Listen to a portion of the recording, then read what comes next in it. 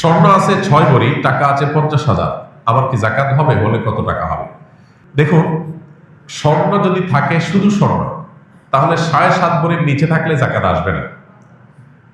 আর যদি স্বর্ণের সাথে টাকা বা রূপা থাকে, তাহলে সেক্ষেত্রে উভয়টার ভ্যালু বা মূল্য যোগ করে তার যোগফল যদি 52.5 ভরি রূপা মূল্যকে টাচ করে, তাহলে জাকাত আসবে।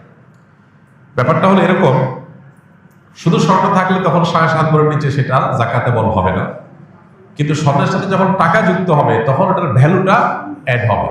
ধরা যাক আপনার কাছে স্বর্ণ আছে 6 ভরি, তাহলে 6 ভরি স্বর্ণের এখন বাজার দর আনুমানিক কত টাকা হতে পারে? 6 ভরির দাম কেমন 9 লাখ হয়? এত টাকা? 1.5 লাখ টাকা ভরি? আচ্ছা, 1.5 লাখ করে যদি ভরি হয় তাহলে 9 লাখ, যেটাই হয়। 1 লাখ করে হলে 6 লাখ, 1.5 লাখ হলে 9 লাখ। এই টাকার সাথে আরো 50,000 যুক্ত হয়েছে, তাহলে এই টাকা দিয়ে 52.5 তোলা রূপা কেনা যাবে না যাবে না? কারণ 52.5 তোলার দাম হলো, রূপার দাম হলো 80 থেকে 85,000 টাকা প্লাস মাইনাস।